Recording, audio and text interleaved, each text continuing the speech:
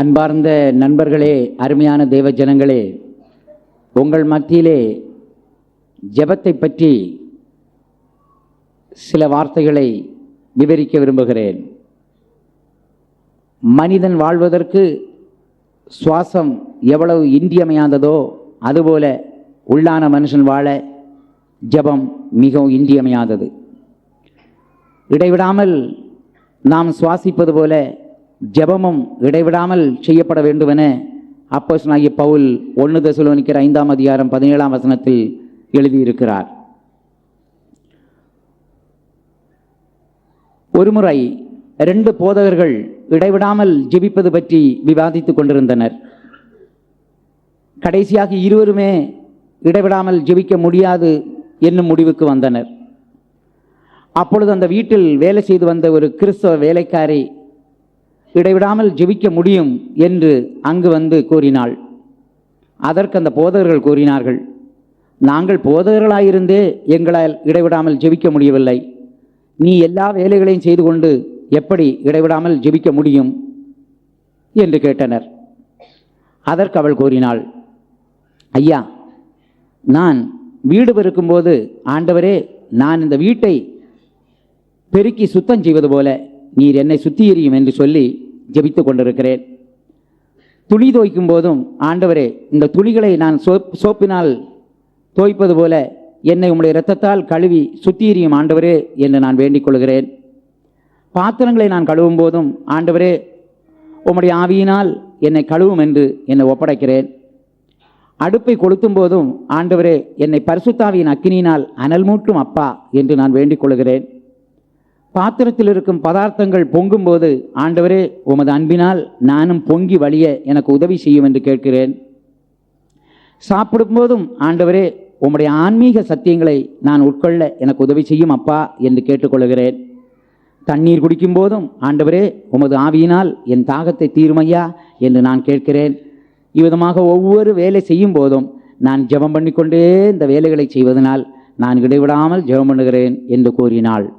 இதை கேட்டதான போதகர்கள் மிகவும் ஆச்சரியப்பட்டார்கள். அவர்களும் தங்கள் வாழ்க்கையிலே இடைவிடாமல் ஜெபிக்கக்கூடிய அனுபவத்தை உண்டாக்கி கொள்ள வேண்டும் என்ற தீர்மானம் எடுத்தார்கள். அன்பார்ந்த தேவ ஜனங்களே, அருமையான நண்பர்களே, இடைவிடாமல் ஜெபிப்பது சாத்தியமான ஒன்று. கர்த்தராகிய இயேசுவும் மனுஷகுமாரன் முன்பாய் நிற்க பாத்திரவான்களாய் எண்ணப்படுவதற்கு எப்போது நீங்கள் ஜெபம் பண்ணி விழித்திருங்கள் என்று லூக்கா 21ஆம் அதிகாரம் 36ஆம் வசனத்தில் கூறியிருக்கிறார். ஆகையினால் பிரியமானவர்களே, நம்முடைய ஜெபத்திலே இடைவிடாமல் ஜெபிக்கக்கூடிய ஒரு அனுபவத்தை நாம் உண்டாக்கி கொள்வோமானால் நாம் கர்த்தருடைய வருகையிலே போவதற்கு அது மிகவும் உதவியாக இருக்கும். அப்போஸ்தலனாகிய பவுல் 1 கொரிந்தியர் 14ஆம் அதிகாரம் 15ஆம் வசனத்தில் நான் ஆவியோடும் விண்ணப்பம் பண்ணுவேன், கருத்தோடும் விண்ணப்பம் பண்ணுவேன் என்று எழுதியிருக்கிறார். சிலர் தங்கள் பிரச்சனைகளை நேரடியாகவோ கடிதம் மூலமாகவோ தொலைபேசி மூலமாகவோ தெரிவிக்கையில் அவர்களுக்காக நாம் அறிவின்படி ஜெபிக்கிறோம். ஆனால் அறிமுகம் இல்லாத ஒருவருக்காக, நமக்கு தெரியாத காரியங்களுக்காக எதிர்பாராத நேரத்தில் ஆவியின் ஏவுதலினால் ஜெபிக்கும் ஜெபமே ஆவியினால் செய்யும் ஜெபமாகும். யூதாவும் தன்னுடைய நிருபத்திலே பரிசுத்தாவிக்குள் ஜெபம் பண்ணும்படியாய் எழுதுகிறார். யூதா 20ஆம் வசனம். அப்போஸ்தலனாகிய பவுலும் எபேசியருக்கு எழுதுகையில் 6ஆம் அதிகாரம் 18ஆம் வசனத்தில் ஆவியினாலே ஜெபம் பண்ண எழுதியிருக்கிறார். பரிசுத்தாவியினாலே நாம் ஜெபம் பண்ணும் பொழுது 4 முக்கியமான காரியங்களை கர்த்தரிடத்தில் கேட்க வேண்டும். அவர் நமக்கு ஆலோசனையாளர் ஆவியாயிருந்து ஆலோசனை வழங்குவார். முதலாவதாக, ஆவியானவரே, நான் யாருக்காக ஜெபிக்க வேண்டும் என நாம் கேட்கும்போது அவர் தேவ ஊழியருக்காகவா, விசுவாசிகளுக்காகவா, சபைக்காகவா, தேசத்திற்காகவா, புதிய ஆத்மாக்களுக்காகவா, உறவினருக்காகவா, தேசாதிபதிகளுக்காகவா, யாருக்காக ஜெபிக்க வேண்டும் என்று அவர் திட்டவட்டமாய் நமக்கு தெரிவிப்பார். அப்படி அவர் நபர்களுக்காய், விஷயங்களுக்காய் நாம் ஜெபிக்கும் பொழுது அவர்களுக்கு அதிகமான ஆசீர்வாதம் உண்டாகும்படி கர்த்தர் உதவி செய்வார். இரண்டாவது அந்த ஆவியானவரிடம் கேட்க வேண்டும், ஆவியானவரே நாங்கள் எதற்காக ஜெபிக்க வேண்டும் என்று கேட்டால் அதையும் அவர் நமக்கு வெளிப்படுத்தி தருவார். அந்த குறிப்பிட்ட நபருடைய இரட்சிப்பிற்காகவா, அந்த குறிப்பிட்ட நபர் அபிஷேகம் பெறுவதற்காகவா, அந்த குறிப்பிட்ட நபர் சுகம் பெறவா, இல்லை அவருக்குள்ளே அற்புதம் நடக்கவா, அவருக்கு ஆபத்து விபத்துகள் வராமல் பாதுகாக்கப்படவா, அந்த குறிப்பிட்ட நபர் வல்லமையாய் பாவிக்கப்படவா, ஆண்டவரே எதற்காக ஜெபிக்க வேண்டும் என்று நாம் கேட்கும் பொழுது ஆவியானவர் திட்டவட்டமாய் என்ன காரியத்துக்காக ஜெபிக்க வேண்டும் என்று நமக்கு வெளிப்படுத்தி தருவார். அதை நாம் ஜெபிக்கும் பொழுது அந்த குறிப்பிட்ட நபர்களுக்கு அதன் மூலம் மிகுந்த ஒரு ஆசீர்வாதம் உண்டு என்பதை விளங்கிக் கொள்கிறோம். மூன்றாவது நாம் என்ன கேட்கிறோம் என்றால், ஆண்டவரே ஆவியானவரே நான் எப்படி ஜெபிக்க வேண்டும்?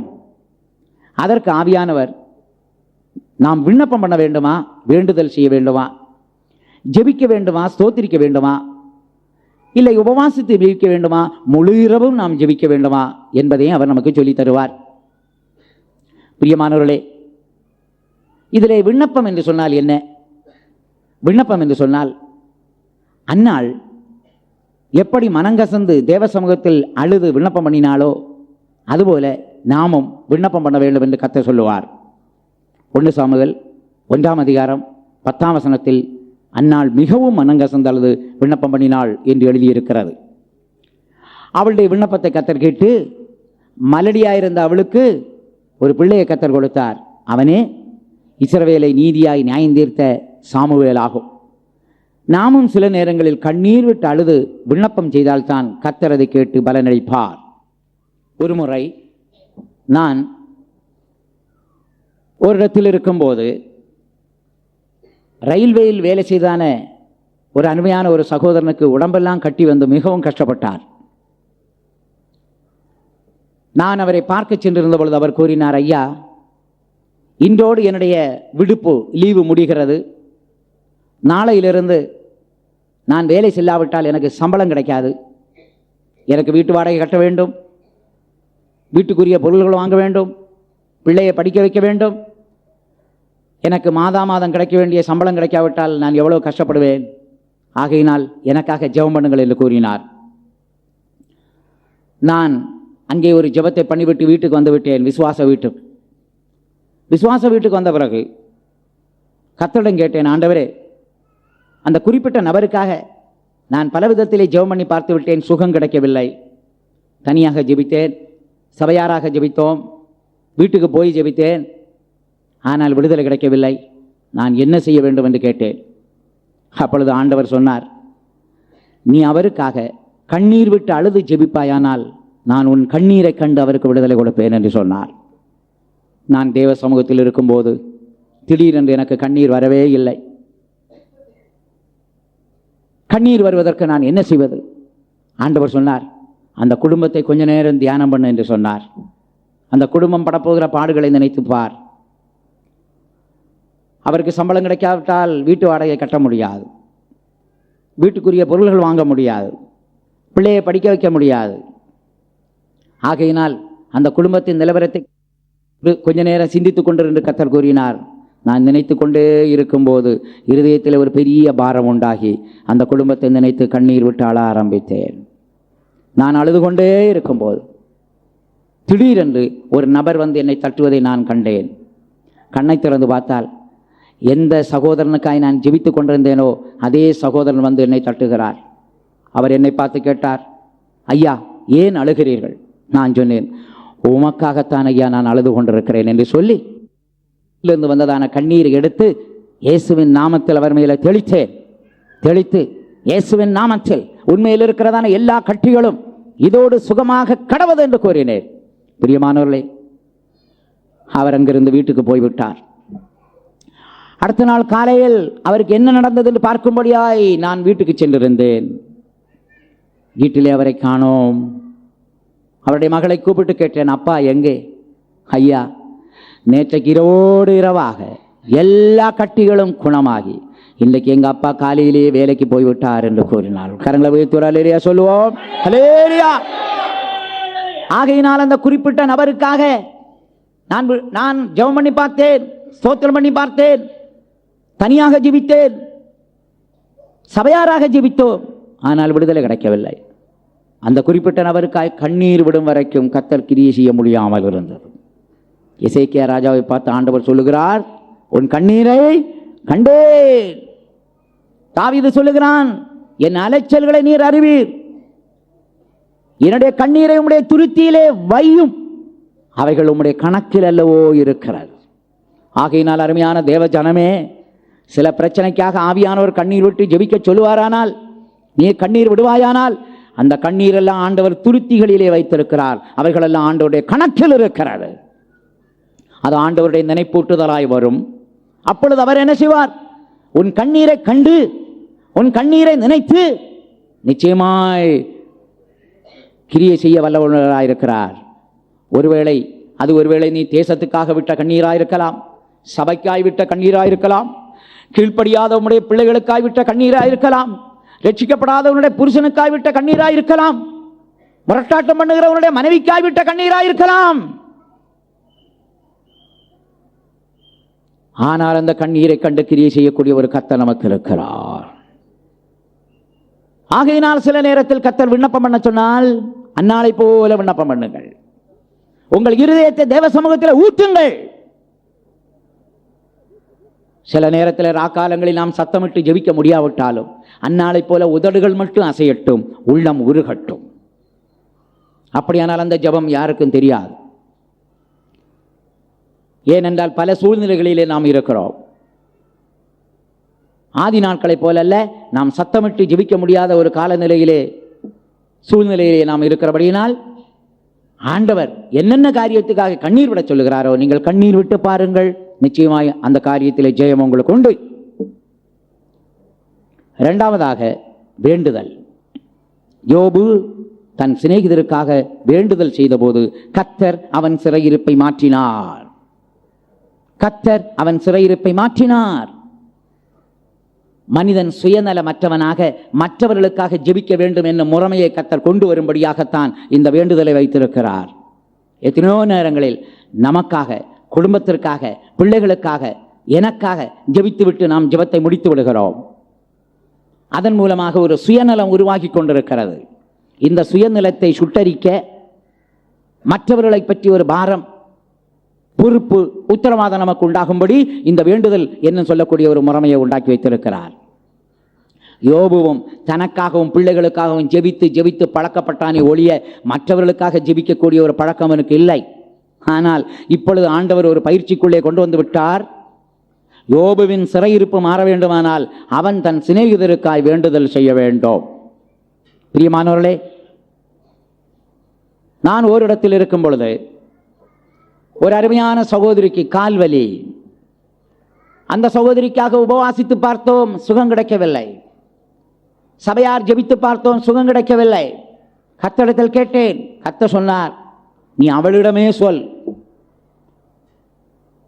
அந்த கால்வலி குணமாகும்படி என்ன செய்ய வேண்டும் என்று அவளே என்னிடம் கேட்கும்படியாய் சொல்.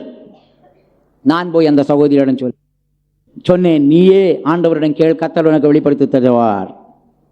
அந்த சகோதரி கர்த்தரிடம் கேட்ட பொழுது கர்த்தர் சொன்னார், மகளே, உன்னுடைய கால்வலியை நான் சுகப்படுத்த வேண்டுமானால் இதே நேரத்தில் என்னுடைய பிள்ளைகள் பலர் விபத்துக்குள்ளாகி வேதனைக்குள் இருக்கிறார்கள்.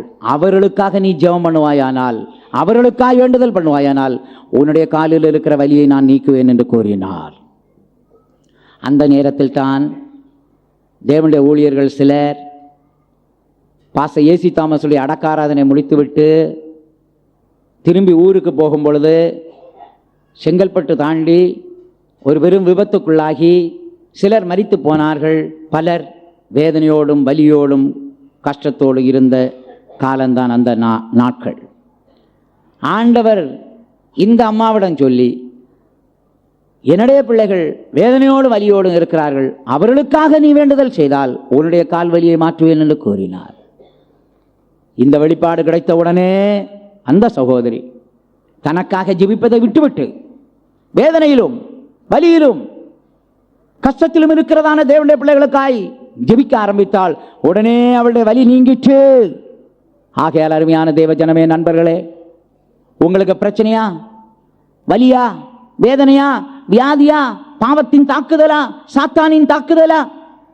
உங்களைப் போல யார் யாரெல்லாம் தாக்கப்பட்டிருக்கிறார்களோ, வேதனைப்பட்டுக் கொண்டிருக்கிறார்களோ, வலியில் இருக்கிறார்களோ, அவர்களுக்காக நீங்கள் வேண்டுதல் செய்வீர்களானால் கர்த்தர் உங்கள் சிறையிருப்பை மாற்றுவார்.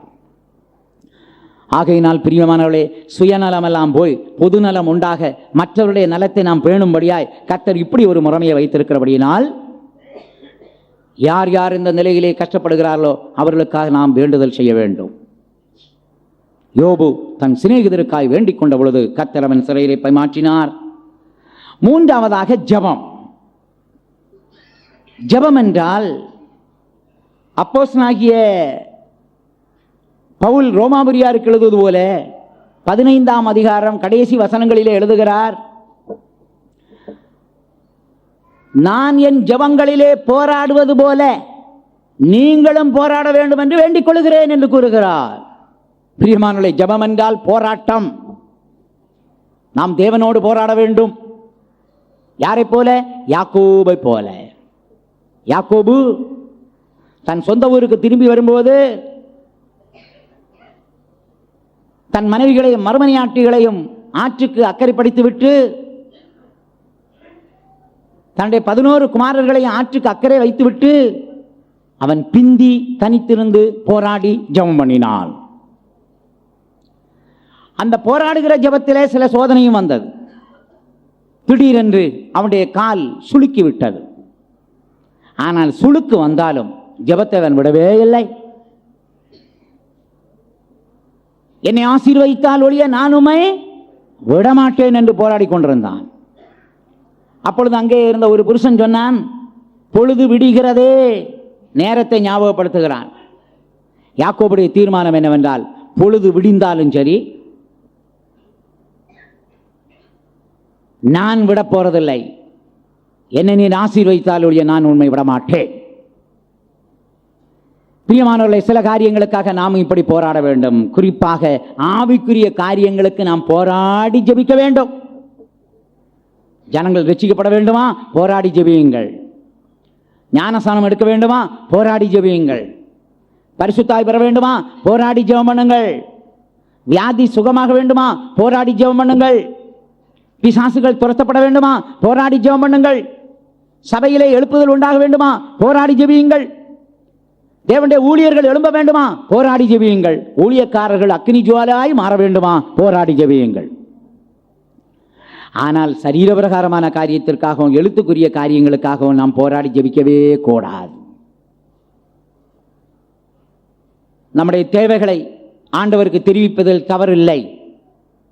நம்முடைய விருப்பங்களை ஆண்டவருக்கு தெரிவிப்பதில் தவறில்லை. ஏனென்றால் அவர் நமக்கு பிதாவாக இருக்கிறார், நாம் அவருக்கு பிள்ளைகளாக இருக்கிறோம்.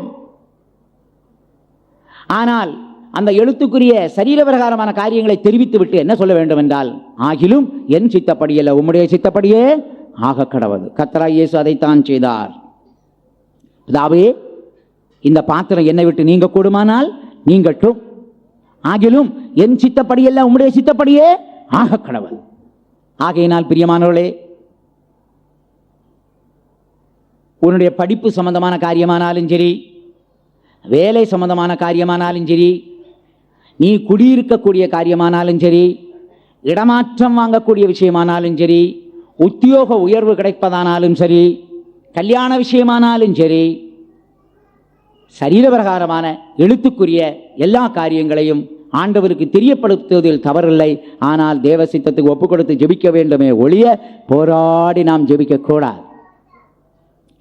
அப்படி சிலர் தேவ சித்தம் இல்லாமல் போராடி ஜெபித்ததன் மூலமாக அதை பெற்றுக்கொண்டு பிற்காலத்திலே அவர்கள் பலவிதமான கஷ்டங்களுக்குள்ளே கடந்து சென்றதை நாம் அறிந்திருக்கிறோம். ஆகையினால் பிரியமானவர்களே, யாக்கோபு போராடி ஜெபித்தது போல நாமும் போராடி ஜெபிக்க வேண்டும். நான்காவது, ஸ்தோத்திரம் செலுத்துவது. தாவீதை போல கர்த்தரை நன்றியுள்ள இருதயத்தோடு நாம் ஸ்தோத்திரிக்க வேண்டும். அவன் என்ன சொல்லுகிறான் என்றால், கர்த்தரை நான் எக்காலமும் ஸ்தோத்திரிப்பேன், அவர் துதி எப்போதுமே வாயில் இருக்கும். சங்கீதம் 34:1. ஆனால் புதிய ஏற்பாட்டில் இருக்கிற அப்போஸ்தலனாகிய பவுல் கொலோசியருக்கு எழுதுகிறார், நாம் வார்த்தையினாலும் செய்கையினாலும் எதை செய்தாலும் பிதாவாகி தேவனை ஸ்தோத்தரிக்க கடவோம் என்று சொல்லுகிறார். அப்படியானால் அவர் பேசும் பொழுது கூட இடையிடையே ஸ்தோத்திரம் பண்ணி பேசி இருக்கிறார். ஸ்தோத்திரம் பண்ணி பேசினால் அந்த வார்த்தைகள் கிருபையுள்ள வார்த்தைகளாக இருக்கும். ஸ்தோத்திரம் பண்ணி நாம் பேசும் பொழுது சண்டை போட முடியாது, மற்றவர்களை சபிக்க முடியாது, மற்றவர்களுக்கு விரோதமாக கோல் சொல்ல முடியாது. பிரியமானவர்களே, ஆகையினால் தான் அவர் சொல்கிறார், வார்த்தையினாலும் கிரியையினாலும் எதை செய்தாலும் ஸ்தோத்திரத்தோடு செய்யுங்கள். அது நீ சமையல் செய்தாலும் சரி, உலகத்தின் வேலைகளை செய்தாலும் சரி, எல்லாவற்றையும் ஸ்தோத்திரத்தோடு நீ செய்வாயானால் கர்த்தர் உன் கையின் பிரயாசங்களை எல்லாம் ஆசீர்வதிப்பார்.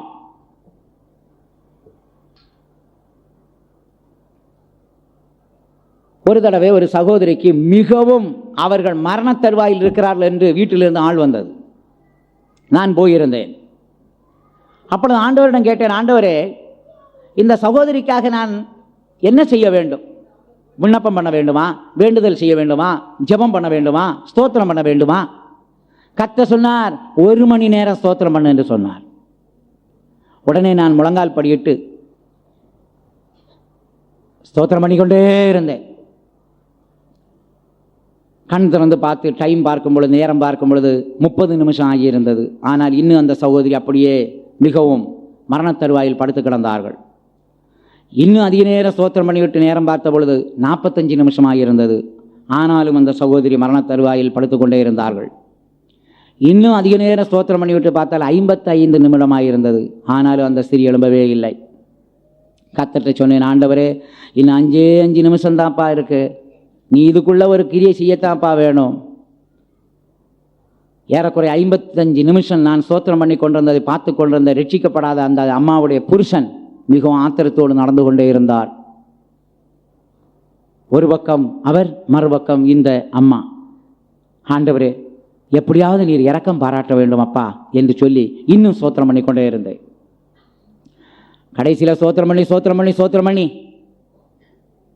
கண்ணு திறந்து பார்த்தால் அந்த புருஷனையும் காணோம், அந்த மனைவியையும் காணோம். எனக்கு பெரிய அதிர்ச்சியாக போய்விட்டது. என்ன நடந்தது? ஒருவேளை அந்த புருஷன் அந்த மனைவியை கொண்டு ஆஸ்பத்திரிக்கு போய்விட்டாரோ என்று ஒரு சந்தேகம். கொஞ்ச நேரம் உட்கார்ந்து கொண்டே இருந்தேன். திடீரென்று பார்த்தால் மரண தருவாயில் எந்த அம்மா கிடந்தார்களோ அவர்கள் சமையல் அறையிலிருந்து எனக்கு தேநீர் கொண்டு வருகிறார்கள். கரங்களை உயர்த்தி ஒரு அல்லேலூயா சொல்லுவோம். அல்லேலூயா. நான் கேட்டேன், அம்மா உங்களுக்கு என்ன ஆச்சு? அவர்கள் சொன்னார்கள், ஐயா, நான் திடீரென்று ஒரு வல்லமை எனக்குள்ளே வந்து இறங்கியது. நான் கண் திறந்து பார்த்தால் நீங்கள் ஸ்தோத்திரம் பண்ணி கொண்டே இருந்தீர்கள். உடனே மெதுவாய் எழும்பி என் புருஷனிடம் கேட்டேன், எவ்வளவு நேரமாய் ஸ்தோத்திரம் பண்ணுகிறார்? அவர் சொன்னார், ஏறக்குறைய 1 மணி நேரமாய் ஸ்தோத்திரம் பண்ணி கொண்டே இருக்கிறார். இன்னைக்கு உனக்கு சுகம் கிடைக்கல, நடந்திருப்பதே வேறேன்னு சொன்னாராம். ஆனால் கர்த்தருடைய பெரிதான இரக்கத்தினால் அந்த 1 மணி நேர ஸ்தோத்திரத்துக்கு வல்லமை இருந்தது. அந்த அம்மாவுக்கு பலன் உண்டானது, சக்தி உண்டானது. உடனே அந்த அம்மா சொல்லு, நீங்கள் ஸ்தோத்திரம் பண்ணி களைச்சி போவீங்கன்னு சொல்லி உங்களுக்காக நான் இப்போ டீ கொண்டு வந்திருக்கிறேன், தேநீர் கொண்டு வந்திருக்கிறேன், அருந்துங்கள் என்று கூறினார்கள். பிரியமானவர்களே, ஆண்டவர் 1 மணி நேரம் ஸ்தோத்திரம் பண்ண சொன்னால் நீ 55 நிமிஷம் ஸ்தோத்திரம் பண்ணாலும் காரியம் நடக்காது. ஏன் 59 நிமிஷமும் ஸ்தோத்திரம் பண்ணாலும் காரியம் நடக்காது. 59 நிமிஷம் 59 செகண்ட் வினாடி ஸ்தோத்திரம் பண்ணாலும் காரியம் நடக்காது. அந்த 60 நிமிஷம் 1 மணி நேரம் நீ ஸ்தோத்திரம் பண்ணுவாயானால் கர்த்தர் கிரியை செய்வார். கரங்களை உயர்த்தி அல்லேலூயா சொல்லுவோம். பிரியமானவர்களே, ஸ்தோத்திரத்துக்கு அவ்வளவு வல்லமை இருக்கிறது. ஆகையினால் சில பிரச்சனைகளுக்கு நீங்க ஸ்தோத்திரம் பண்ணா தான் காரியம் நடக்கும். ஆகையினால் என்னென்ன நிலவரத்தில் நீங்கள் இருந்தாலும், ஆண்டவரே, நான் எப்படி ஜெபிக்க வேண்டும் என்று கர்த்தரிடத்தில் கேட்கும் பொழுது, கர்த்தர் நீ விண்ணப்பம் பண்ண வேண்டுமா, வேண்டுதல் செய்ய வேண்டுமா, ஜெபிக்க வேண்டுமா, ஸ்தோத்திரிக்க வேண்டுமா என்று சொல்லி கர்த்தர் வெளிப்படுத்தி தருவார். அதன்படி நாம் செய்வோமானால் நிச்சயமான ஒரு விடுதலை உண்டு. பிரியமானவர்களே, 5வது கர்த்தரிடத்தில் கேட்க வேண்டும், ஆண்டவரே,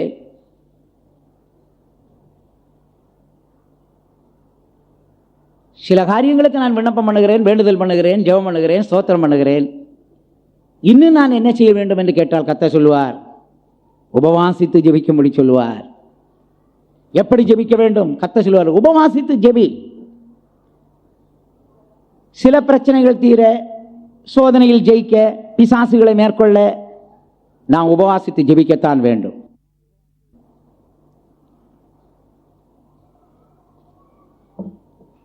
கர்த்தராகிய இயேசு இந்த உலகத்தில் இருந்த நாட்களிலே ஒரு நாள் 3 சீஷர்களை கூட்டிக் கொண்டு உயர்ந்த மலையின் மேல் போய் ஜெபம் பண்ணுகையில் அவர் முகரூபம் சூரியனைப் போல பிரகாசித்தது, அவருடைய வஸ்திரம் வெண்மையாய் பிரகாசித்தது.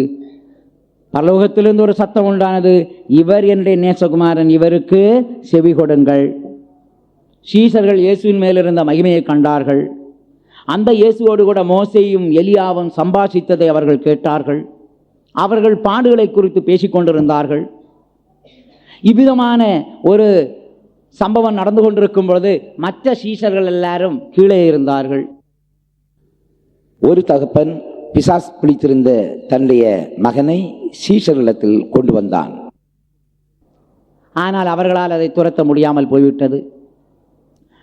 பின்பு கர்த்தராகிய இயேசு இந்த 3 சீஷர்களும் இறங்கி போகும் பொழுது அவன் இயேசுநாதரை பார்த்து சொன்னான், ஆண்டவரே, என்னுடைய மகன் பிசாசால் தாக்கப்பட்டிருந்தான், உம்முடைய சீஷர்களிடம் நான் கொண்டு வந்தேன், அவர்களால் துரத்த முடியாமல் போய்விட்டது.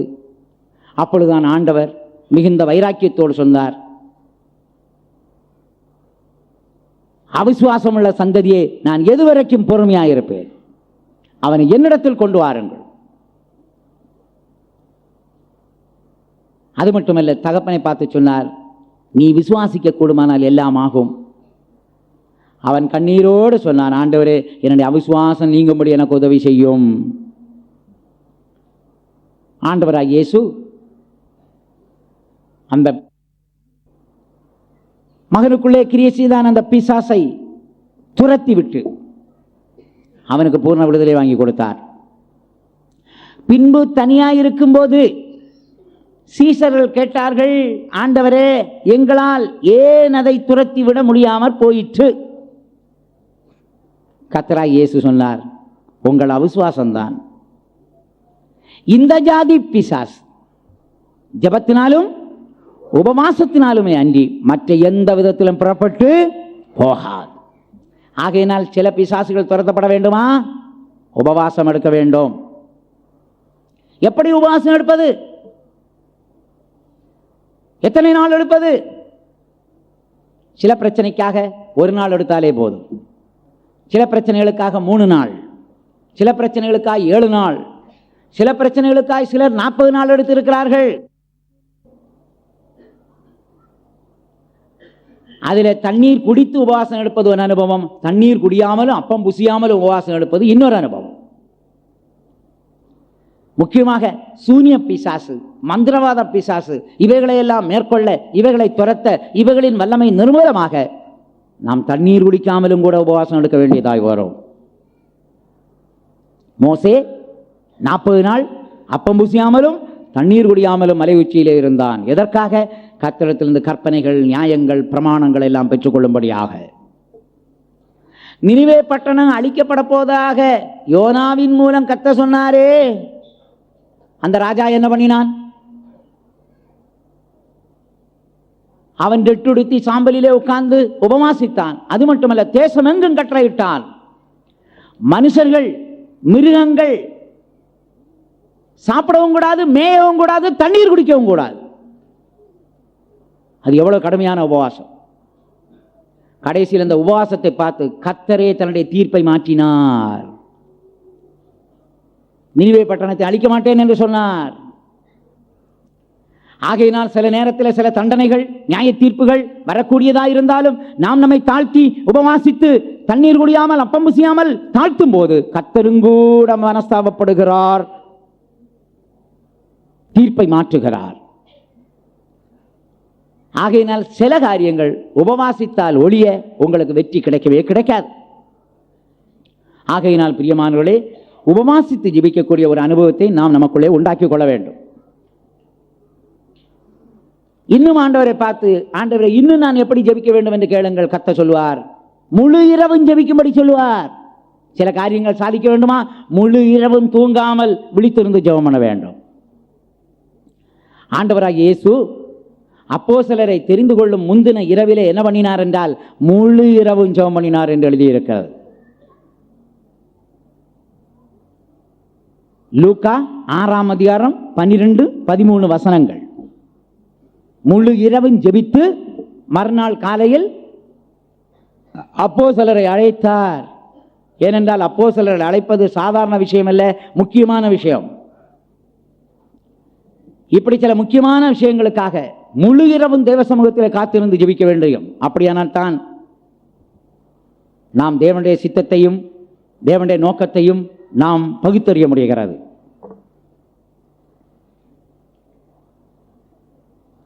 இவ்விதமாக எப்படி ஜெபிக்க வேண்டும் என்று கேட்ட பின்பு ஆண்டவரிடம் கேட்க வேண்டும், ஆவியானவரே நான் எப்போது ஜெபிக்க வேண்டும்? கர்த்தர் அந்த நேரத்தையும் குறிப்பிடுவார். சில விஷயங்களுக்காக காலையில் ஜெபிக்க சொல்லுவார், சில விஷயங்களுக்காக மதியம் ஜெபம் பண்ண சொல்லுவார், விஷயங்களுக்காக மாலையிலே ஜெபிக்க சொல்லுவார், சில காரியங்களுக்காக நள்ளிரவிலே ஜெபிக்க சொல்லுவார். நேரம் மிகவும் முக்கியம். கர்த்தர் சொன்ன நேரத்தில் நீங்கள் ஜெபித்தால் மிகவும் ஆசீர்வாதமாக இருக்கும். ஒரு முறை ஒரு சகோதரியிடம் கர்த்தர் சொன்னாராம், ஒரு குறிப்பிட்ட நபருக்காக நீ காலையிலே 4 மணிக்கு ஜெபி என்று சொன்னாராம். உடனே அந்த சகோதரி சொன்னதான், ஐயா ஆண்டவரே, நான் நேற்றெல்லாம் வேலை செய்து ரொம்ப களைத்து போய்விட்டேன், நான் ரொம்ப பிந்தி படுத்தேன், இன்னைக்கு என்னால் காலையில் எழும்ப முடியாது, நான் விடிய காலம் ஜெபம் பண்ண முடியாது, நான் பொழுது விழிந்த பின்பு எழும்பி ஜெபிக்கிறேன் என்று சொல்லி படுத்துக் கொண்டாள். ஆனால் 6 மணிக்கு கதவை தட்டி ஒருவர் சொல்லுகிறார், அந்த குறிப்பிட்ட நபர் 5 மணிக்கே இறந்து போனார் என்று. ஆண்டவர் ஜெபிக்க சொன்ன நேரம் எந்த நேரம்? 4 மணிக்கு. அப்ப அந்த வியாதியஸ்தன், அந்த பலவீனப்பட்டவன் மரணத்தோடு எவ்வளவு போராடிட்டு இருந்திருப்பான். இந்த நேரத்தில் யாராவது எனக்கு ஜெபிக்க மாட்டார்களா, எனக்கு உதவி செய்ய மாட்டார்களா என்று ஆண்டவரை பார்த்து கெஞ்சி இருப்பானே. ஆகையினால் தான் ஆண்டவர் அந்த குறிப்பிட்ட சகோதரியை எழுப்பி நீ 4 மணிக்கு அந்த குறிப்பிட்ட நபருக்காய் ஜெபி என்று சொன்னார். ஆனால் இவ்வளோ சாக்கு போக்கு சொல்லி சரீரத்தை நேசித்து சுகஜீவியத்துக்கு இடம் கொடுத்து படுத்தபடியினால் 6 மணிக்கு தகவல் வருகிறது, 5 மணிக்கே அவர் இறந்து போனார் என்று. இனிமேல் ஜெபித்து என்ன பிரயோஜனம்? ஆகையினால் பிரியமானவர்களே, கர்த்தர் எந்த நேரத்தில் ஜெபிக்க சொல்லுகிறாரோ அந்த நேரத்தில் உடனே ஜெபித்து விட வேண்டும். சில வேளை பலவீனம் இருக்கலாம், அந்த நேரம் தான் அருமையான ஒரு வசனம் உங்களுக்கு ஞாபகம் வர வேண்டும். உன் பலவீனத்திலே என் பலன் பூரணமாய் விளங்கும், என் கிருபை உனக்கு போதும். எத்தனையோ நேரங்கள்ல சரீரத்தில் மிகவும் களைப்பு பலவீனத்தோடு நாம் எழும்பி தேவ சமூகத்தில் உட்காரும் பொழுது கர்த்தருடைய பலன் நம்மை பலப்படுத்தவில்லையா? கர்த்தருடைய சக்தி நம்மை உயிர்ப்பிக்கவில்லையா? பிரியமானவர்களே, நம்முடைய பலவீனம் பெரிதல்ல, நம்முடைய களைப்பு பெரிதல்ல, ஒரு ஆத்மாவின் உயிர் தான் பெரியது, ஒரு ஆத்மாவின் விலை விலையேற பெற்றது. ஆகையினால் நேரம் மிகவும் முக்கியம். எந்த நேரம்?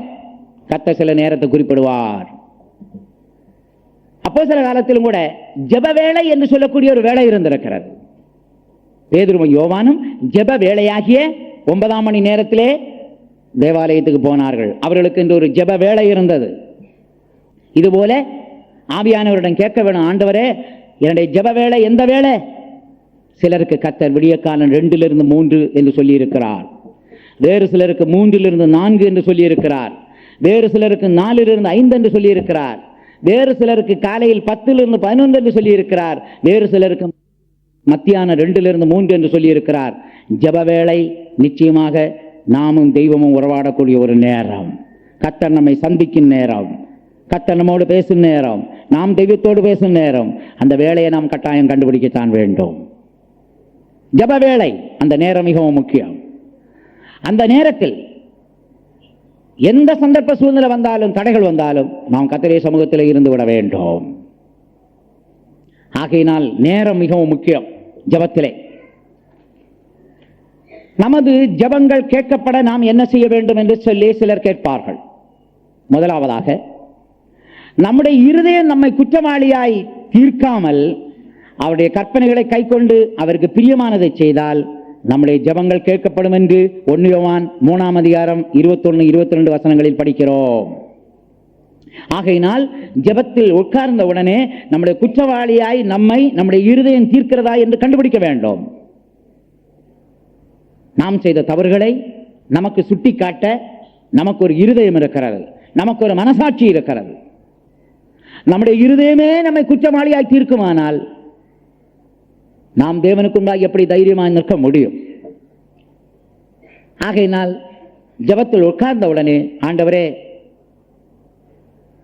என் மனசாட்சி, என் இருதயம் என்னை குற்றவாளியாய் என்னென்ன காரியத்தை தீர்க்கிறது என்று கேட்டு அதை நாம் சுத்திகரிக்க வேண்டும். சுத்திகரிக்கும் பொழுது நமக்கு ஒரு தைரியம் உண்டாகிறது. தைரியம் உண்டானால் கர்த்தரோடு பேசலாம். நம்முடைய வீடுகளிலும் அப்படித்தானே. பிள்ளைகள் ஏதாவது தவறு செய்து விட்டால் அப்பாவிடம் நேரே போய் கேட்க மாட்டார்கள், தைரியம் இருக்காது. அதனால ஆனால் தவறு செய்யாத பிள்ளைகள் தைரியமா போய் தகப்பனாரை போய் சந்திப்பார்கள். சந்தித்து காரியங்களை கேட்பது போல நாம் குற்றவாளிகள் இல்லாமல் இருந்தால் தைரியமாய் நம்முடைய அப்பா, நம்முடைய பிதா, நம்முடைய தேவனிடத்தில் நாம் கேட்கலாம். அதே நேரத்தில் குற்றவாளிகளாக இருப்போமானால் அவரோடு பேசக்கூடிய தைரியம் நமக்கு இருக்காது. ஆதாமை போல ஓடி ஒழிக்க வேண்டியதுதான். ஆதாம் குற்றம் செய்யும் வரைக்கும், குற்றவாளியா இல்லாத வரைக்கும் தேவனோடு தைரியமாய் பேசினான். ஆனால் குற்றவாளியான போது ஓடி ஒழித்துக் கொண்டான். தேவன் வந்து தேடுகிறார், ஆதாமே, ஆதாமே, நீ எங்கே இருக்கிறாய்? தேவரீருடைய சத்தத்தை கேட்டு நான் பயந்து ஒழித்துக் கொண்டிருக்கிறேன். ஆகையினால் பிரியமானவர்களே, நம்முடைய ஜெபம் கேட்கப்பட நம்முடைய இருதயமோ மனசாட்சியோ நம்மை குற்றவாளியாய் தீர்க்காத ஒரு நிலைக்கு வந்து சேர நாம் ஒப்புக் கொடுக்க வேண்டும். இரண்டாவது, ஜெபத்தில் கேட்டுக்கொள்ளும் காரியங்களை பெற்றுக் கொள்வோம் என்று விசுவாசித்து ஜெபிக்க வேண்டுமாம். மார்க்கு 11:24 வசனம் அப்படித்தான் சொல்லுகிறது. என்ன காரியத்தை நாம் ஜெபிக்கிறோமோ அதை நாம் பெற்றுக்கொள்வோம், பெற்றுக்கொண்டோம் என்று விசுவாசிக்க வேண்டுமாம். ஆகையினால் விசுவாசம் இருந்தால் தான் நமக்கு ஜெபம் கேட்கப்படுகிறது. மூன்றாவதாக, நாம் எதை கேட்டாலும் இயேசுவின் நாமத்தில் கேட்க நாம் மறக்கவே கூடாது. ஏனென்றால் அவருடைய நாமம் வல்லமையுள்ள நாமம், அதிகாரமுள்ள நாமம். அவரே சொல்லியிருக்கிறார், நீங்கள் இதுவரைக்கும் என் நாமத்தில் ஒன்றும் கேட்கவில்லை, குமாரன் மகிமைப்படும்படியாய் என் நாமத்தில் நீங்கள் என்ன கேட்டாலும் உங்களுக்கு தேவன் தருவார். ஆகையினால் எந்த ஜெபங்களை ஏறெடுத்தாலும் முடிவிலே கர்த்தராகிய இயேசு கிறிஸ்துவின் நாமத்தில் கேட்கிறோம் ஆண்டவரே என்று நீங்கள் சொல்லும் பொழுது உடனே தேவன் அதற்கு பதில் அளிக்கிறார். ஏனென்றால் அந்த இயேசு தேவனுடைய குமாரன், நேசகுமாரன், அன்பின் குமாரன், பரிசுத்தமுள்ள குமாரன், தேவசித்தம் செய்த குமாரன். அவருடைய நாமத்தில் நீங்க என்ன கேட்டாலும் கர்த்தர் நிச்சயமாய் தந்தருளுவார். ஒரு தடவை கன்வென்ஷன்ல ஒரு சம்பவம் நடந்தது. நான் ஊழியக்கார சகோதர சகோதரிகளுக்கு பயிற்சி கொடுத்து கொண்டிருந்தேன். அவர்களுக்கு வேத பாடம் எல்லாம் எடுப்பேன். என்னால் முடிந்த அளவுக்கு அவர்களுடைய சாப்பாட்டு வசதி, துணி வசதிக்கெல்லாம் ஏற்பாடு செய்வேன். ஆகையினால் அந்த ஊழியக்கார பிள்ளைகள் எல்லாம் என் மேலே அதிகமான அன்பு வைத்திருந்தார்கள். அந்த பிள்ளைகள் சமையலில் அவர்கள் சமைக்கும்படியான அந்த வேலை செய்து கொண்டிருந்த பொழுது எனக்கு உதவி ஊழியம் செய்ததான சிலர் சில காரியம் செய்து விட்டார்கள். எனக்கு உதவி ஊழியம் செய்தான ஒரு பையனை கூப்பிட்டு கேட்டேன், உனக்கு வேளைக்கு சாப்பாடு கிடைக்குதா, குடிக்க கிடைக்குதா? அப்போ அவன் சொன்ன வார்த்தை தெரியுமா? ஐயா, நாங்கள் எல்லாம் போய் கேட்டால் எங்களுக்கு ஒன்றும் கிடைக்க மாட்டேங்குது, ஆனால் உங்கள் நாமத்தை சொன்னால் எங்களுக்கு எல்லாம் கிடைக்குது. ஆகையினால் எப்போ காஃபி வேணும்னாலும் பெஞ்சமின் ஐயாவுக்கு காஃபி வேணும்னு சொன்னால் 1 கப்பு இல்லை 10 கப்பு வருமா. அண்ணனுக்கு, பெஞ்சமின் அண்ணனுக்கு சாப்பாடு வேணும்னு கேட்டால் உடனே கொடுப்பாங்களாம். இவங்க என்ன பண்ணுறது, எல்லாம் பண்ணிட்டு கடைசியில் எங்கிட்ட பாவ அறிக்கை பண்ணுறான். இந்த கன்வென்ஷன் நாட்கள் 5 நாளாக உங்கள் பேரை சொல்லி நாங்கள் எத்தனையோ காஃபி குடித்தோம், எத்தனையோ நேரம் வாங்கி சாப்பிட்டோம். ஆனா எனக்கு வந்து சேரல. நான் தற்செயலா அந்த கிச்சன் வழியா போகும் பொழுது அங்க இருந்த பெரிய சிஸ்டர் கேட்டாங்க, பிரதர் நீங்க காஃபி சாப்பிட்டீங்களா? நான் சொன்னேன் சாப்பிடவே இல்லை. உடனே அந்த சிஸ்டர்ஸை போய் கூப்பிட்டு கேட்டிருக்காங்க, நீங்க ஏன் பிரதர் பெஞ்சமினுக்கு குடிக்க கொடுக்கல? அக்கா விஷயம் தெரியுமா, இவர் பேரை சொல்லி 10 பேருக்கு மேல வந்து வாங்கிட்டு போயிருக்காங்க. அப்பதான் நான் யோசித்தேன், சாதாரண ஒரு பெஞ்சமின் நாமத்துக்கு 10 காஃபி கிடைக்குதுன்னா கர்த்தராகிய இயேசுவின் நாமத்தில் என்னெல்லாம் கிடைக்கும்? அல்லேலூயா. இயேசுவின் நாமத்தில் நீங்க கேளுங்க. வேலை வேணுமா? இயேசுவின் நாமத்தில் கேளுங்க. உனக்கு ஞானம் வேணுமா? இயேசுவின் நாமத்தில் கேளுங்க. ஞாபக சக்தி வேண்டுமா? நல்ல மார்க் வேணுமா? காலேஜில் அட்மிஷன் வேணுமா? இயேசுவின் நாமத்தில் கேளுங்க. டிரான்ஸ்பர் இயேசுவின் நாமம், ப்ரமோஷன் இயேசுவின் நாமம். என்னென்ன ஆசீர்வாதம் வேணுமோ எல்லாம் நீங்க சொல்லிட்டு கடைசியில் எழுதணும், இயேசுவின் நாமத்தில் கேட்கிறேன் ஆண்டவரே, ஆமென். அந்த நாமத்துக்கு அவ்வளவு வல்லமை இருக்கு. அதனால இயேசுவின் நாமத்தில் நீங்க சுகம் பெறலாம், இயேசுவின் நாமத்தில் பிசாசுகளை துரத்தலாம், இயேசுவின் நாமத்தில் அற்புதம் செய்யலாம், இயேசுவின் நாமத்தில் இம்மைக்குரிய ஆசீர்வாதத்தை பெறலாம், இயேசுவின் நாமத்தில் எல்லா ஆசீர்வாதத்தையும் பெறலாம். ஆனா ஒண்ணே ஒண்ணு மட்டும் இயேசுவின் நாமத்தில் செய்யக்கூடாது. என்ன? இயேசுவின் நாமத்தில் மட்டும் ஞானஸ்நானம் எடுக்காதீங்க, கொடுக்காதீங்க. அது மட்டும் என்ன செய்யணும்? திருத்துவ நாமத்தில் தான் எடுக்கணும். இயேசுநாதர் சொன்னார், நீங்கள் போய் சகல ஜாதிகளை சீஷராக்கி பிதா குமாரன் பரிசுத்தாவியின் நாமத்தில் ஞானஸ்நானம் கொடுங்கள். அப்படி யாராவது வெறும் இயேசுவின் நாமத்தில் ஞானஸ்நானம் எடுத்திருந்தா நீங்க என்ன செய்யணும்? திருத்துவ நாமத்தில் ஞானஸ்நானம் எடுத்துருங்க. ஞானஸ்நானம் மட்டும் இயேசுவின் நாமத்தில் என்ன செய்யக்கூடாது? எடுக்காமல் திருத்துவ நாமத்தில் எடுக்க வேண்டும். ஏனென்றால் அந்த திருத்துவ தெய்வத்தின் சுபாவம் நமக்குள்ளே வர வேண்டும். ஞானஸ்நானத்திலே திருத்துவத்தை பற்றி ஒரு அறிவும், பரிசுத்தாய் வரும் பொழுது திருத்துவத்தை பற்றியுள்ள ஒரு அனுபவமும் கர்த்தர் நமக்கு தருகிறார். ஆகையினால் நீங்கள் ஜெபிக்கும் பொழுது ஜெபம் கேட்கப்பட வேண்டுமானால் கர்த்தராகிய இயேசுவின் நாமத்தில் கேட்க மறவாதிருங்கள். 4வது, ஜெபிக்கும் பொழுது தேவ சித்தப்படி ஜெபிக்க வேண்டும். தேவ சித்தம் இல்லாம நீ ஜெபிச்சாயானால் ஜெபம் கேட்கப்பட மாட்டாது.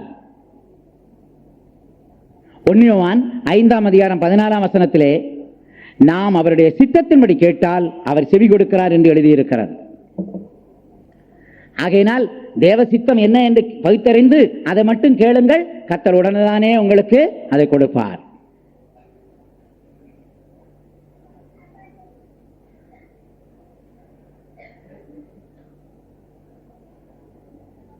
நம்முடைய சுய ஆசைகளை இச்சைகளை நிறைவேற்றும்படி விண்ணப்பம் பண்ணினால் கர்த்தர் அந்த ஜெபத்தை கேட்க மாட்டார்.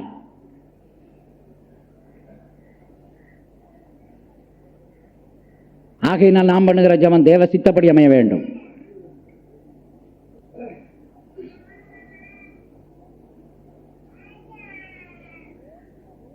ஐந்தாவது, சோர்ந்து போகாமல் ஜெபிக்க வேண்டும். ஜெபம் கேட்கப்படணும்னா ஒரு தரம் 2 தரம் ஜெபிச்சுட்டு விடக்கூடாது, சோர்ந்து போகாமல் ஜெபிக்கணும். லூக்கா 18ஆம் அதிகாரம் 1ஆம் வசனத்தில் இதை பற்றி சொல்லி இருக்கிறது.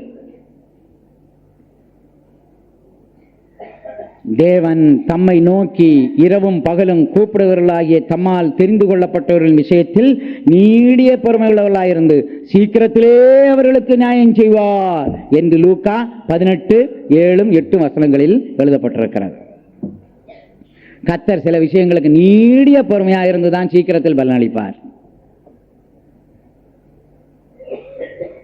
தானியேலுடைய விஷயத்தில் பாருங்க, கர்த்தர் எவ்வளவு நீடிய பொறுமையாக இருந்தார். அவன் சிங்கக்கபியிலே போடப்பட வேண்டும் என்று ராஜா கையெழுத்து போட்டாச்சு.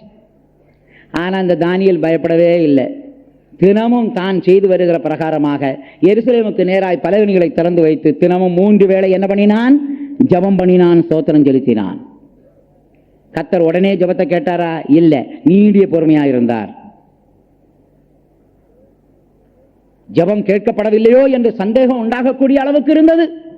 ஏனென்றால் ராஜா கையெழுத்து போடுகிறார், அதிகாரிகள் வந்து கைது செய்கிறார்கள், அழைத்து கொண்டு போகிறார்கள், சிங்கக்கவியின் வாசல் திறக்கப்படுகிறது, உள்ளே தள்ளப்படுகிறான். இவ்வளவு சூழ்நிலை நடக்கும் பொழுது, சந்தர்ப்பம் உண்டாகும் பொழுது ஜெபம் கேட்கப்பட்டதா இல்லையா என்ற ஒரு சந்தேகம் வருமா வராதா? ஆனாலும் கர்த்தர் நீடிய பொறுமையோடு இருந்தார். ராஜா கையெழுத்து போடும் பொழுதும் கர்த்தர் பொறுமையாயிருந்தார். அதிகாரிகள் வந்து கைது செய்யும் பொழுதும் கர்த்தர் பொறுமையாயிருந்தார். அவர்கள் அழைத்து கொண்டு போகும் பொழுதும் கர்த்தர் பொறுமையாயிருந்தார். சிங்கக்கவியின் வாசலை திறக்கும் பொழுதும் பொறுமையாயிருந்தார். தானியேலை உள்ளே தள்ளும் பொழுதும் கூட பொறுமையாயிருந்தார். நீடிய பொறுமையாயிருந்து சீக்கிரத்திலே பலனளிப்பவர் நம்முடைய தேவன். இவனை உள்ள தள்ளி போட்ட உடனே அந்த தூதன் எவ்வளவு சீக்கிரமா வந்தான்னு தெரியாது. அவன் வந்து சிங்கத்தின் வாயை கட்டி போட்டால் சிங்கம் பார்க்கிறது, முகர்ந்து பார்க்கிறது, ஆனால் வாயை திறக்க முடியாத அளவுக்கு கட்டு. கர்த்தர் சீக்கிரத்திலே கட்டினார். அவர் ஒரு செகண்ட் லேட்டா கட்டி இருப்பாரால் தானியேல் சிங்கத்தின் வாயிலே போயிருப்பார். ஆகையினால் தானியேலுக்கு தெரியும், என்னுடைய தேவன் நீடிய பொறுமையாயிருந்து சீக்கிரத்திலே எனக்கு பலனளிப்பார். சாத்ராக் மேஷாக் ஆபேத்நேகோவுடைய விஷயமும் அப்படித்தான்.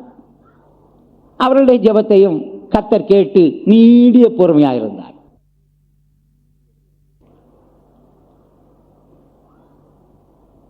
ஜனங்கள் வருகிறார்கள், அவர்களை கட்டுகிறார்கள். சூளையின் நெருப்பை 7 மடங்கு அதிகமாய் அவர்கள் அதிகரிக்க செய்தார்கள். கர்த்தர் பொறுமையாத்தான் இருந்தார். அவர்களை கட்டி சூளையில போட்ட பிறகும் பொறுமையாத்தான் இருந்தார். ஆனால் சீக்கிரத்திலே நியாயம் செய்யாமல் இருப்பாரோ? அவர் செய்தது என்ன? அந்த 3 பேரையும் போட்ட உடனே 4வது ஒரு ஆள் அங்கே உலாவி கொண்டிருந்தார். அவர் எவ்வளவு சீக்கிரமா அந்த நெருப்புக்குள்ள வந்து இறங்கி இருப்பார். இவங்க போறதுக்கு முன்னால அவர் வந்து இறங்கினதுனால அந்த நெருப்பு சூளை ஏசி ரூம் போல மாறி போச்சு. ஆகையினால் இவர்களை உலாவுகிறார்கள். இவர்களை தூக்கி போட்டவனுடைய தோல் ரோமம் எல்லாம் கருகி போனது. ஆனால் இவர்களுக்கோ ஒரு சேதமும் உண்டாகவில்லை. அப்படியானால் இந்த வசனம் எவ்வளவு உண்மை! தேவன் தம்மை நோக்கி இரவும் பகலும் கூப்பிடுகிறவர்களாகிய தம்மால் தெரிந்து கொள்ளப்பட்டவர்களின் விஷயத்தில் நீடிய பொறுமையுள்ளவர்களாயிருந்து சீக்கிரத்திலே அவர்களுக்கு நியாயம் செய்வார். உங்களுடைய வாழ்க்கையிலும் சில விஷயத்தில் நீடிய பொறுமையாயிருந்து கர்த்தர் சீக்கிரத்தில் பலனளிக்கவில்லையா? ஆபிரகாமுடைய விஷயத்தில் நீடிய பொறுமையாயிருந்து கர்த்தர் பலனளிக்கவில்லையா? ஆகையினால் சோர்ந்து போகாமல் ஜெபம் பண்ணுங்கள். ஆபிரகாமுக்கு வாக்குத்தத்தம் பண்ணி 25 வருஷம் ஆகியும் கூட வாக்குத்தத்தம் நிறைவேறவே இல்லை. நான் உனக்கு ஒரு ஆண் பிள்ளையை தருவேன், குறித்த காலத்தில் உனக்கு ஒரு பிள்ளை உண்டாகும் என்று சொல்லி 25 வருஷம் ஆகுது. அவன் சோர்ந்து போகாமல் ஸ்தோத்திரம் பண்ணினான். ஆபிரகாமை பற்றி பவுல் எழுதுகிறார், அவன் தேவனை மகிமைப்படுத்தி விசுவாசத்தில் வல்லவனானான். எப்ப எல்லாம் நட்சத்திரங்களை பார்த்தானோ சோத்திரம் பண்ணுவான், கடற்கரை மணலை பார்த்தா சோத்திரம். காரணம், எனக்கு வாக்குத்தத்தம் பண்ணினவர் உண்மையுள்ளவர், அவர் அதை நிறைவேற்றுவார். சோர்ந்து போகவே இல்லை.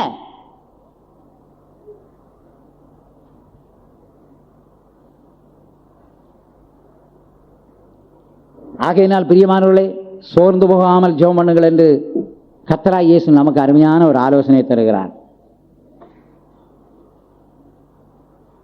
இன்னும் சில காரியங்கள் தனித்து ஜெபிக்கையில் சில காரியங்களுக்கு நாம் ஜெயம் பெற்று விடுகிறோம். சில காரியங்கள் குடும்பமாக ஜெபித்தால் தான் நமக்கு ஜெயம் கிடைக்கிறது. சில காரியங்கள் சபையாராக ஜெபித்தால் தான் வெற்றி கிடைக்கும். ஆகையினால் தனியாக ஜெபிக்க வேண்டிய காரியத்துக்கு தனியாக ஜெபியுங்கள், குடும்பமாக ஜெபிக்கிற விஷயத்துக்கு குடும்பமாக ஜெபியுங்கள், சபையாராய் ஜெபிக்கிற விஷயத்துக்கு சபையாராய் சேர்ந்து ஜெபம் பண்ணுங்கள். நம்முடைய ஜெபம் கேட்கப்பட வேண்டுமானால் இதெல்லாம் நடக்க வேண்டும்.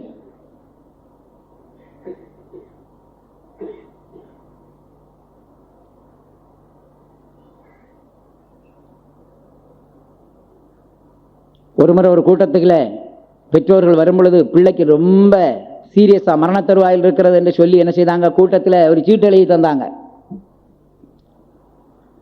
நாங்க சபையார் எல்லாரும் சேர்ந்து காலையில 10 மணிக்கு, ஆண்டவரே இந்த நேரத்தில் அந்த பிள்ளைக்கு ஜீவன் உண்டாகணும், சுகம் உண்டாகணும், பலன் உண்டாகணும்னு சொல்லி போராடி ஜெபிச்சோம். கடைசியில் அந்த பெற்றோர்கள் கூட்டம் முடிஞ்சு வீட்டுக்கு போனா பிள்ளை எழும்பி நல்ல சந்தோஷமா சுகமா இருக்குது. அந்த பிள்ளைகிட்ட கேட்டாங்க, எப்போ சுகம் ஆச்சுன்னா காலையில் 10 மணிக்கு ஒரு வல்லமை வந்து இறங்குச்சின்னு சொல்லிச்சு. ஆகையினால் சபையார் எல்லாரும் சேர்ந்து ஜெபிக்கிற ஜெபம் சாதாரண ஜெபம் அல்ல. எத்தனையோ பிரச்சனைகளுக்கு சபையார் சேர்ந்து ஜெபிக்கும் பொழுது முற்றிலுமான விடுதலை கிடைக்கும்.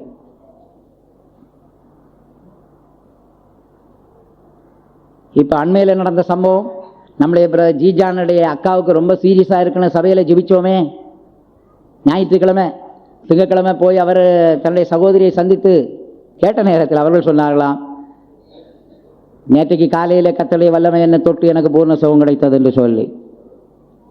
நான் அவங்களோட டெலிஃபோனில் பேசுறது போல ஒரு தரிசனம் உண்டாயிருக்கு.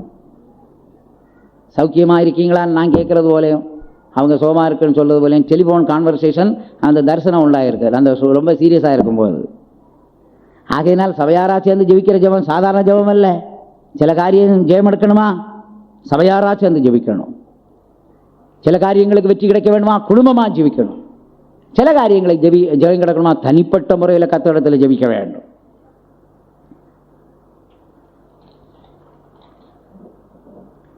நம்முடைய ஜெபங்கள் கேட்கப்படாமல் இருக்க என்ன காரணம்? யாக்கோபு 4ஆம் அதிகாரம் 3ஆம் வசனத்தில் நம்முடைய இச்சைகளை நிறைவேற்ற நாம் ஜெபித்தால் ஜெபம் கேட்கப்பட மாட்டாது என்று கூறியிருக்கிறது. நம்முடைய ஆசைகள் இச்சைகள் நிறைவேறும்படியாய் நாம் சில ஜெபம் பண்ணினால் அது கேட்கப்படவே மாட்டாது. இரண்டாவது சங்கீதக்காரன் என்ன சொல்லுகிறான்? 66ஆம் சங்கீதம் 18ஆம் வசனத்தில், இருதயத்தில் அக்கிரம சிந்தை இருந்தால் தேவன் செவி கொடுக்க மாட்டார். அதனால இருதயத்தில் அக்கிரம சிந்தை வச்சுட்டு ஜெபம் பண்ணா ஜெபம் கேட்காது. கடந்த காலத்தில் சில பலவீனம் வந்தாலும் தேவ சமூகத்திலிருந்து சுத்திகரித்து தாழ்த்தி இருதயம் சுத்தமாக இருக்குமானால் நாம் பண்ணுகிற விண்ணப்பத்தை கர்த்தர் கேட்பார். அடுத்ததாக ஜெபத்தால் ஏற்படும் நன்மைகள். பிரியமானவர்களே, ஜெபத்தினால் நம்முடைய குறைகளை நாம் கண்டுபிடிக்க முடிகிறது. ஜெபஜீவியம் இருந்தால் நம்முடைய குறைகளை நாம் கண்டுபிடிக்கலாம், கண்டுபிடித்து சுத்திகரிக்கலாம், பரிசுத்தமாகலாம். ஜெபஜீவியம் நமக்கு இருக்குமானால் அவிசுவாசம் நம்மை விட்டு நீங்கி நமக்குள்ளே விசுவாசம் உண்டாகலாம். எவ்வளவுக்கு எவ்வளவு ஜெபிக்கிறோமோ அவ்வளவுக்கு எவ்வளவு நமக்குள்ள விசுவாசம் பெருகும். மூன்றாவது, இந்த ஜெபத்தில் தேவ சித்தம் பகுத்தறியலாம். தேவன் நம்மை குறித்து என்ன விரும்புகிறார், இனி வருங்காலத்தில் தேவ சித்தம் நாம் என்ன செய்ய வேண்டும் என்று சொல்லி தெளிவாய் ஜெபத்திலே நமக்கு வெளிப்படுத்துவார். ஜெபத்தின் மூலமாய் பரலோகத்துக்குரிய இம்மைக்குரிய அநேக ஆசீர்வாதங்களை பெறுவதற்கு அது உதவியாக இருக்கிறது.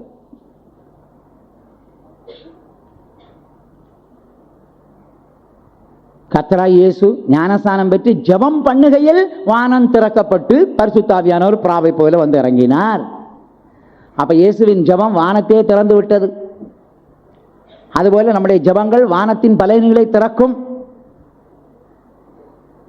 பரலோக ஆசீர்வாதங்களை அனுப்பும், இம்மைக்குரிய ஆசீர்வாதங்களை நமக்கு தரும். ஜெபத்தினால் பிசாசின் வல்லமைகள் நிர்மூலமாக்கப்படுகிறது. எவ்வளவுக்கு எவ்வளவு ஜெபிக்கிறோமோ பிசாசின் வல்லமைகள் நிர்மூலமாகும். மந்திரவாதியாக இருந்து ரட்சிக்கப்பட்ட ஒரு ஊழியக்காரனை நான் சந்தித்து பேட்டி கண்டேன். நான் சொன்னேன், நீங்க மந்திரவாதியாக இருக்கும் பொழுது என்னென்ன விஷயத்தில் உங்களுக்கு அதிகமான வல்லமை? அவர் சொன்னார், நாங்க நிர்வாணமா குளத்துக்குள்ள இறங்கி ராத்திரி 12 மணிக்கு லட்சக்கணக்கான பூவை நாங்க மந்திரம் சொல்லி போட்டா எங்களுக்கு அதிகமான சக்தி கிடைக்கும்னாரு. இதை அப்படியே நான் கேட்டுட்டு வந்து ஆண்டவர்கிட்ட சொன்னேன், மந்திரவாதி நிர்வாணமா இறங்கி அர்த்தராத்திரியில லட்சக்கணக்கான பூ மந்திரம் சொல்லி போட்டா அவன் சக்தி பெறுகிறதே, எங்க சக்தி பெறுவதற்கு நாங்கள் என்ன செய்ய வேண்டும் என்று நம்முடைய குருகிட்ட கேட்டேன். குரு சொன்னார், நீ என்ன செய்ய வேணும்?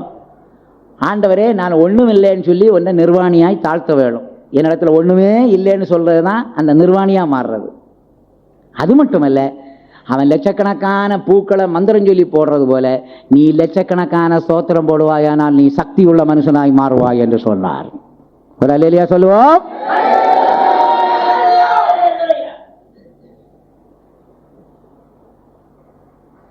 பிறகு அவன்கிட்ட கேட்ட, இன்னும் எப்படி சக்தி உங்களுக்கு கிடைக்குது? அவன் சொன்னா, சோத்தை கோழி ரத்தத்தில் பிசைஞ்சி போட்டு பிசாசுகளுக்கு போட்டா எங்களுக்கு ஒரு வல்லமை உண்டாகுது. நான் இயேசுநாதர்கிட்ட கேட்டேன், இயேசுவே, கோழி ரத்தத்தை சோத்துல பிசைஞ்சி போட்டா வல்லமை கிடைக்குதான், நாங்கள் வல்லமையை பெற என்ன செய்ய வேண்டும்? ஆண்டவராகிய இயேசு சொன்னார், என்னுடைய இரத்தத்தை நீ பானம் பண்ணும் பொழுது உனக்குள்ளே நல்ல ஒரு வல்லமையை நான் உனக்கு தருவேன். அதனால ஒவ்வொரு ராப்போஜன ஆராதனையிலும் அந்த ரசத்தை என்னுடைய இரத்தமாய் நீ விசுவாசித்து நீ பானம் பண்ணுவாயானால் அந்த இரத்தம் உனக்குள்ளே போன உடனே நித்திய ஜீவன் உண்டு, சக்தி உண்டு. ஆகையினால் கோழி ரத்தத்துக்கு எவ்வளவு வல்லமைன்னா இயேசுவின் ரத்தத்துக்கு எவ்வளவு வல்லமை. சத்தமா ஒரு அல்லேலூயா சொல்லுங்க. அல்லேலூயா. இந்த ரத்தம் நம்ம மேல் தெளிக்கப்படுகிறது, ஊற்றப்படுகிறது, பூசப்படுகிறது. பிறகு நான் அவன்கிட்ட கேட்டேன், எப்போது மந்திரம் பலிக்காம போச்சுதா? ஆமா. அப்பதான் அவன்கிட்ட கேட்டேன், எப்படி? முக்கியமாக யார் அதிகமா ஜெபிக்கிறாங்களோ அவங்களுக்கு விரோதமா எவ்வளவு சூனியம் பண்ணாலும் எல்லாம் ரிட்டர்ன் ஆகுது, வாபஸ் ஆகுதா?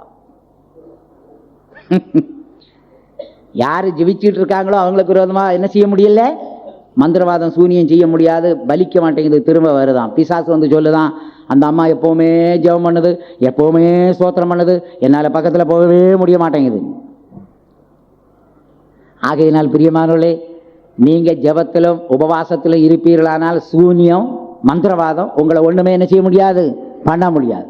அதனால தான் பழைய ஏற்பாட்டில் சொல்லியிருக்கு, யாக்கோபுக்கு விரோதமான மந்திரவாதம் இல்லை, இஸ்ரவேலுக்கு விரோதமான குறி சொல்லுதல் இல்லை. நீ யாக்கோபா மாறணும், யாக்கோபை போல ஜெபவீரனாய் மாற வேண்டும். போராடி ஜெபிக்கக்கூடியவனாய் இருப்பாயானால் உனக்கு விரோதமான மந்திரவாதம் இல்லை, இஸ்ரவேலுக்கு விரோதமாய் குறி சொல்லுதல் இல்லைன்னா உன்னுடைய பரிசுத்த ஜீவியம் இருக்குமானால் உனக்கு விரோதமாக எந்த குறி சொல்லுதலும் பலிக்காது.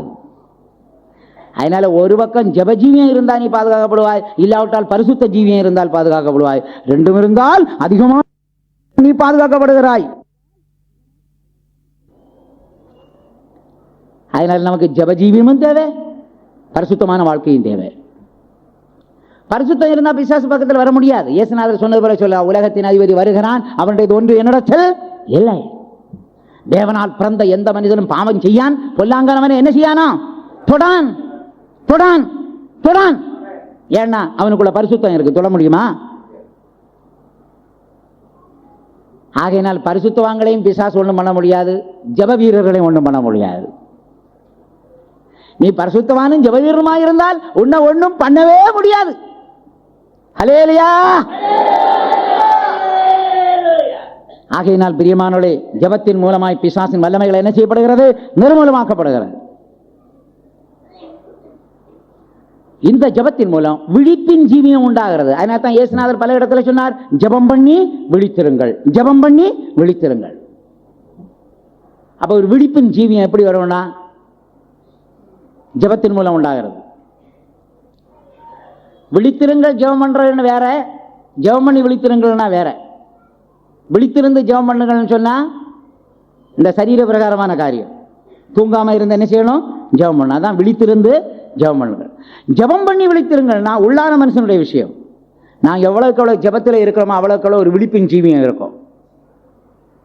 பிசாசு வர்றது தெரியும், நமக்கு விரோதமாக என்னென்ன சதி திட்டங்கள் தீட்டப்படுகிறது தெரியும்.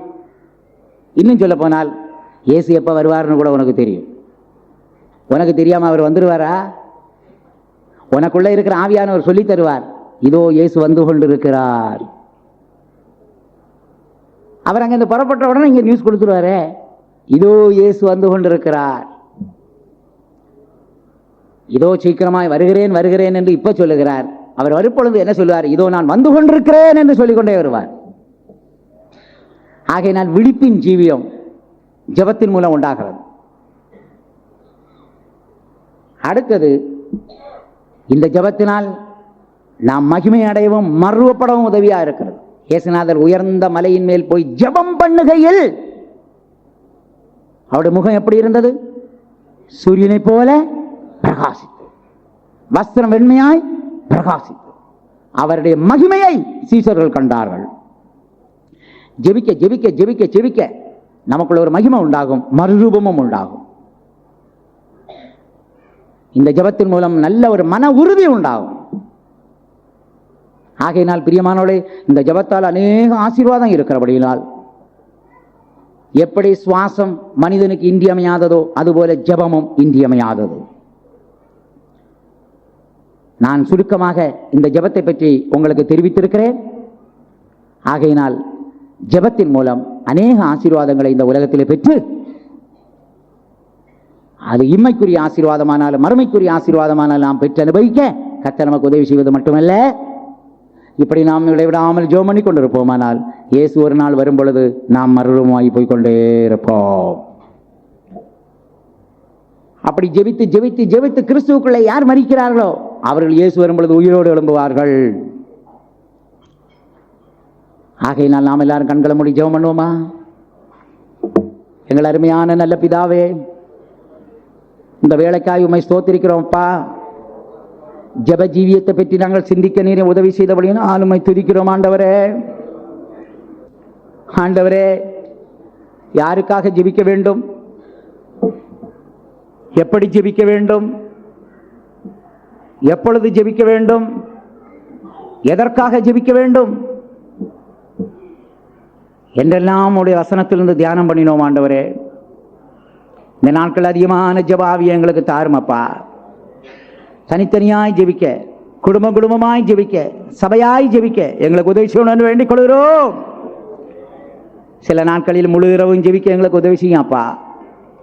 போராடி ஜெபிக்க உதவி செய்யும் ஆண்டவரே.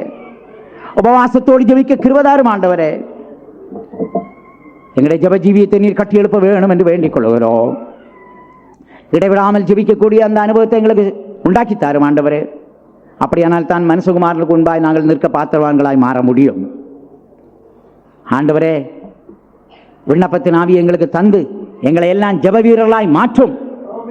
நீர் இந்த உலகத்தில் இருக்கும் பொழுது தனியாய் ஜெபித்தீர், வனாந்தரத்தில் போய் ஜெபித்தீர், உயர்ந்த மலையின் மேல் போய் ஜெயித்தீர், கெத்செமனை தோட்டத்திலே போராடி ஜெபித்து உம்முடைய வேர்வைகள் இரத்தத்தின் பெருந்துளிகளாய் விழுந்தது. ஆண்டவரே, நீர் பலத்த சத்தத்தோடு விண்ணப்பத்தோடு வேண்டுதல் செய்து கண்ணீரோடு விண்ணப்பம் பண்ணினே, உமக்குண்டான பயபக்தி நிமித்தம் கேட்கப்பட்டது என்று சொல்லப்பட்டிருக்கிறதப்பா.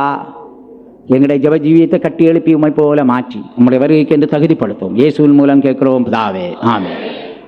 நம்முடைய கர்த்தராகிய இயேசு கிறிஸ்துவின் கிருபையும் பிதாவாகிய தேவனுடைய அன்பும் பரிசுத்தாவியின் ஐக்கியமும் நம் அனைவரோடும் இன்றும் என்றும் சதா காலங்களிலும் உண்டாயிருப்பதாக.